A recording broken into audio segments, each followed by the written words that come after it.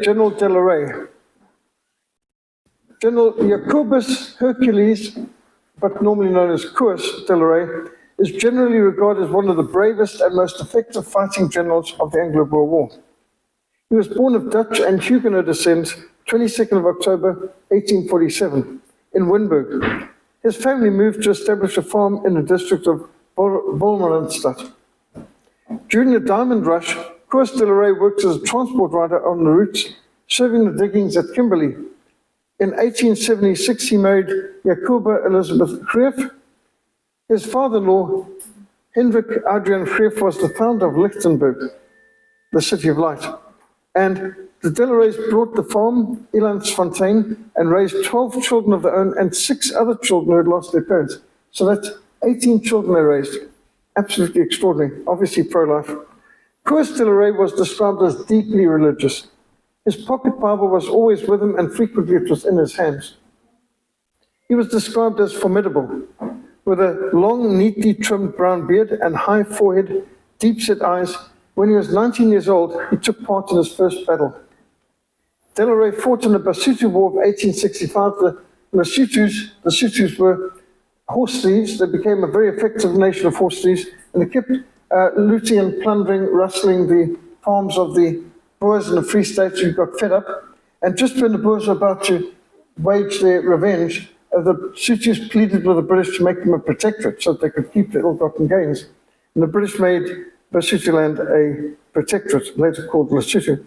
And de la Rey fought in Sekahunde's War of 1876.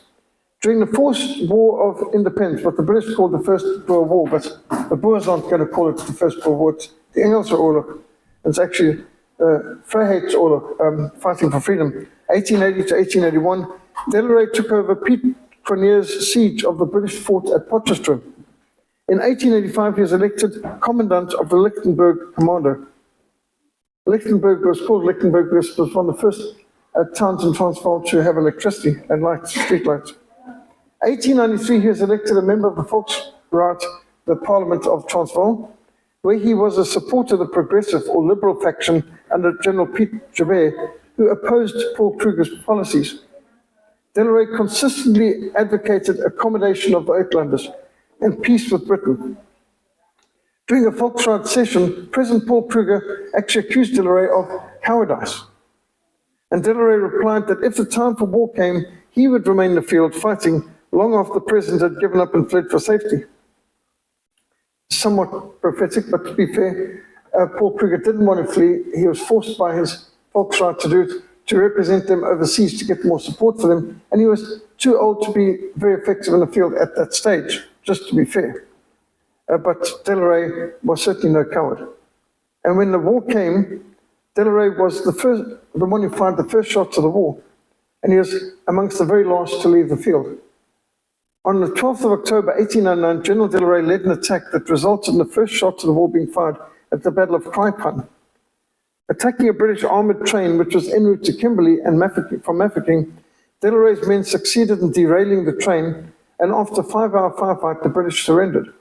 26 British soldiers were captured, 3 artillery guns, a number of rifles, quantities of ammunition. Pretty successful first blood. From the beginning, General de la Rey argued against General Cronje's strategy of besieging Mafeking and Kimberley. He believed these sieges would tie down too many men. He wanted mobile warfare. And it was very logistically complicated to move these hulking great big cannons, these long toms, that were such a key part of the sieges. These time-consuming, ultimately unproductive efforts would be frustrated because the British could call upon vast resources to raise the siege and to reinforce their men. The British could literally mobilize millions of men from around the empire to bring to bear against a limited number of Boers fighting in the Transvaal. So de la Rey was overruled, and he was ordered to prevent the British reinforcing of Kimberley. And so on the 25th of October, 1899, at the Battle of Kraipan, de la Rey sought to delay General Methuen 1st Division. And 28th of November, at the Battle of Modderrivier, de la Rey insisted that his men dig trenches along the bank of the Modderrivier, and camouflage them, by the way. This is the first use of trench warfare in the war. Trench warfare became normal in the 20th century, but he pioneered it. They succeeded in holding back the enemy until nightfall, and when they withdrew, Delaray was wounded and his son Adrian was killed in this battle against General Methuen forces. At the Battle of Margersfontein, 11th of December, Delaray had his men entrenched on flat ground at the base of the Margersfontein hills. And I've been in those trenches and examined this field, and it was counterintuitive. Up till that time, soldiers tended to take the high ground, but the trouble with high ground is you might have the advantage of height, but if you're shooting at a person from this angle, you could miss the person easily. Whereas if you're on a flat ground and you miss the person in front, you'll get the one behind, and so on. So it's more efficient to have people firing from the ground level rather than firing from altitude, because yes, high ground is something of an advantage. But when it comes to accuracy with your rifle, if you can be on a flat trajectory, the people coming at you, you miss them, you get the man behind them, and so on. Therefore, the British shelling of the high ground at Margersfontein, where they expect the Boers to be positioned, was of no effect, because they weren't sticking to traditional military thinking at that time. The night attack by the Scottish Highland Regiment was decimated by the accurate fire of the entrenched Boers. British General Whitetrap was killed in this battle, and these poor men, it was disastrous. There they were with the kilts stuck out in the heat, lying behind rocks and trying to protect themselves, and the backs of the legs got sunburnt badly during the day, wearing kilts. And it was just a terrible disaster for these poor Scotsmen. And Bloemfontein fell on 13th of March 1900. Pretoria fell on the 5th of June. President Kruger now was ordered to leave by his Volksraad. He fled via Portuguese East Africa, Lorenzo Marx, over to Europe, thanks to the Queen of Netherlands, Wilhelmina. Only a hardcore group of bitter enders, the ones who fight to the very end, remained in the field. After the fall of Bloemfontein and of Pretoria, most gave up and went back to their farms. But there were some bitter enders who were going to stay in the field and keep opposing the British occupation of the Free State and the Transvaal.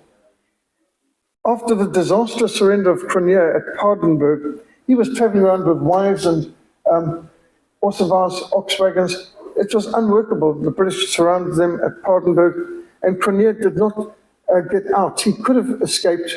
Delaray and de Wet were organizing ways that he could escape, but he didn't want to abandon his wagons. He just was a bit of a stuck in the mud.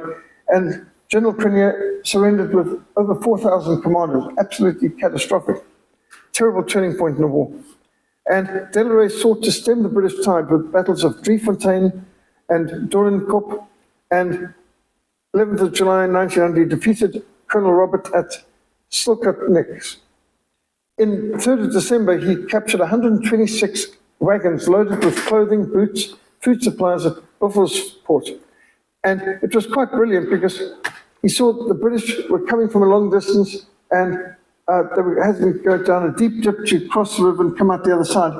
And he ambushed them in the middle, and he kept getting Boer men to get onto the cart. So the men coming saw the carts coming out the other side, couldn't see who was riding them, and thought everything's fine. It kept coming, and all went into the trap, and in a dip fording the river, they'd be forced to dismount at gunpoint, and then the Boers just kept hijacking one cart after the other. 126 wagons hijacked. So Delaray was changing tactics, and this resulted in a lot of losses for the British, especially in terms of logistical supplies. Now, during this guerrilla war phase, General Delaray became renowned as the Lion of the Western Transvaal. And instead of dismounting to fight, he now trained his men to fire at full gallop from the saddle. Up till then, they'd been mobile infantry. You advance to the battle, you dismount, and then you fight on foot. But now he had, no, we're going to fight and we're going to shoot while galloping, which is very hard to do. But for 2 years, he led highly successful mobile campaigns, winning battles at Moedwil, Nooitgedacht, Driefontein, Donkershoek, Eysterspruit, and Tweebosch. At Eysterspruit, he captured enough ammunition and supplies to reinvigorate the Boer forces. As he said, the enemy is my quartermaster. At Tweebosch, he captured General Methuen himself. Now remember, General Methuen it's his forces that injured Delaray at Modderrivier and killed his son. General Delaray was renowned for his chivalrous behavior and his Christian conduct towards his defeated enemy. Regularly, he'd release hundreds of captured British enemy because he said, we don't have any means to support you. We can't put you in a camp, we can't feed you. So even after defeating the men and capturing them, he would let them go free. Well, what would he do with General Methuen? General Methuen had been injured by his horse falling on his legs. So General de la Rey released Methuen to return to his lines, and he even provided him with a cart and horse to take him, and 2 horses and a cart to take him to the hospital. Now, imagine this despite having lost his own son to Methuen's troops. So there was no vengeance in this man. Even after stunning defeat at the Battle of Royval in April 1902, de la Rey's commanders still numbered up to 3,000 men in the field, and they were fighting to the very end. And General de la Rey led the very last cavalry charge of the war. And this is where the battles were taking place. The Cape Colony, Transkei, Zululand, and Natal, and both Switzerland were all part of the British, as was Bechuanaland, which today is Botswana. So the Boer republics were completely surrounded, and they were controlled by the British occupied. Throughout the war, General de la Rey's wife, Jacoba, managed to evade capture and imprisonment in a concentration camp system by traveling and living in the field for 19 months. That couldn't be easy, but her book, A Woman's Wanderings and Trials During the Anglo-Boer War, was published in 1903. And Lord Kitchener requested to meet with General de la Rey at Klerksdorp for a parley, and the huge public pressure being mobilized by Emily Hobhouse in Britain had made the war extremely unpopular, and there was a lot of political pressure being brought to bear on Kitchener in the war at all costs. Doesn't matter what cost, in the war. And you think the British forces, they had 450,000 men in South Africa during the war, and died in action. The British lost 5,774 men. Another 2,000 died of wounds. Another 18,000 died of diseases, and another 97,000 were invalided home. The casualties are absolutely catastrophic. The cost of this war was in the millions of pounds a day for the British Empire, and this was the most expensive war in Britain's history, to that date, that is. A quote from Sir Arthur Conan Doyle in the Great Boer War. You know, Conan Doyle produced the Inspector Sherlock Holmes, you know, Elementary, my dear Watson, that's the thing. Well, Conan Doyle used this observation. Take a community of Dutchmen of the type of those who defended themselves for 50 years against all the power of Spain, at a time when Spain was the greatest power in the world. Intermix them with the strain of those inflexible French Huguenots who gave up home and fortune and left their country forever at the time of the revocation of the Edict of Nantes. The product must obviously be one of the most rugged, virile, unconquerable races ever seen upon earth. Take this formidable people, train them for 7 generations in constant warfare against savage men and ferocious beasts, in circumstances under which no weakling could survive. Place them so that they acquire exceptional skill with weapons and in horsemanship, and give them a country which is eminently suited to the tactics of the huntsman, the marksman, and the rider.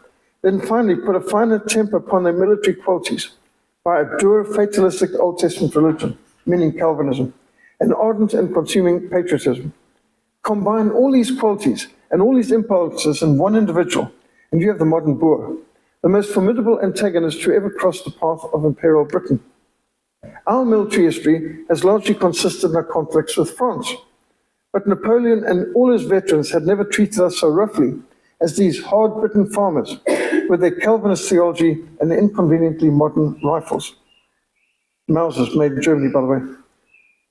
If you go to Bloemfontein to the Women's Monument, the Anglo-Boer War Museum, they've got a memorial wall in the garden for the over 5,000 Boer commandos who died in battle and between 1899 and 1902. And they've got the killed in action in the front, and they've got died of diseases on the back of the wall. And that's bad, but you know what's more shocking is facing this war is the 32,000 names of Boer women and children who died in the British concentration camps. When I've gone there, I found even a Anne Hammond, 22-year-old mother, who died, and 2 of her children. So somehow some of my family ended up on the Boer side and died in British concentration camps, interestingly. But what kind of war is it where 6 times more women and children die than soldiers? Something radically wrong with that sort of system. Just a beautiful statue of the afskate, the passing, when the men headed out to war, leaving a poor mother holding the baby. Who would have thought that the women and children left behind were going to face a greater danger and death toll than the men going out to war? Who would have expected that? That the British government would wage methods of barbarism, taking the war to the women and children, destroying 30,000 homes and killing over 32,000 people in concentration camps where they were not adequately fed, where soap was considered a luxury, and where they deliberately gave half rations to family members of those who were known to have husbands, fathers, or brothers in the field. And a monument to Die Bitter Einde, the man who fights to the bitter end. His clothes are sacking, his horse is almost a skeleton, but the man is still fighting. Die Bitter Einde. And Delarey was one of those bitter enders. Finally, Delarey depicted here in a sketch at the table with Lord Kitchener, General Christian de Wet on this side. And so General Christian de Wet, General Delarey, and General Botha finally signed the Treaty of Reneken, 31st of May, 1902. In return for acknowledging the sovereignty of King Edward VII, the Boers were promised self-government, which was granted in 1906 to the Transvaal, in 1907 to Orange Free State, and then finally the Union of South Africa in 1910. So the British basically said, just surrender and we'll give you the whole country, which they did. In addition, the British promised £3 million compensation to help build their homes and farms. I don't know if that could have covered the cost of the damage done. They'd killed millions of livestock, they'd destroyed 30,000 homes, and of course more than 30,000 lives. So, but still it was an attempt at compensation. In 1907, Delarey was elected to the Transvaal Parliament and was a delegate to the National Convention, which led to the Union of South Africa in 1910. He became a senator and supported the first Prime Minister, General Louis Botha, in his attempt to unite Boer and Brit. When the South African Communist Party inspired white miners to riot in 1914, and the workers of the world unite for a white South Africa, that was the Communist Party slogan at that time, General Delarey commanded the government forces to crush the riots. And this is because the government was trying to allow black workers into the mines, and the Communist Party fought against it. Interesting. Communists have no principles, they just change their tactics no matter what. With the outbreak of the First World War, Senator Delarey strenuously opposed South Africa's involvement in the war. Why should we go and fight against our German allies and friends for our British enemies? Many South Africans were of German descent, and as Germany had been sympathetic to their struggle for freedom during the Anglo-Boer War, and let's face it, all the weapons the Boers used were German manufactured, like the Mausers and the Krupp. So he regarded it as morally indefensible to attack Deutsche Südwestafrika, German Southwest Africa. In Parliament, Delarey advocated neutrality, stating he is utterly opposed to war. Unless South Africa is directly attacked, the Union Defence Force should not be used outside of our borders for Britain's war, which was not even to do with Britain. Why are we going to fight for Serbia, a terror-sponsoring rogue nation, who had committed unspeakable assassinations all over Europe, including Archduke Franz Ferdinand? Why are we on the side of the terrorists and against the victims in Europe? And so Britain had nothing to do with this war, and South Africa had no reason to get involved in this war, which wasn't even related to Britain, let alone South Africa. Well, on the 15th of September, his friend, General Beyers, who was the Commandant General of the Armed Forces of the Union Defence Force, resigned his commission in protest, sent his car to fetch Delarey to consult with him. As the two generals set out for Potchefstroom military base, where General Kemp had also resigned, General Delarey was shot dead at a police roadblock. And the official statement claimed he had been mistaken for a bank robber. One of the most famous people in South Africa was mistaken for a bank robber, and the police shot him dead at a police roadblock. And it's hard to believe the official version.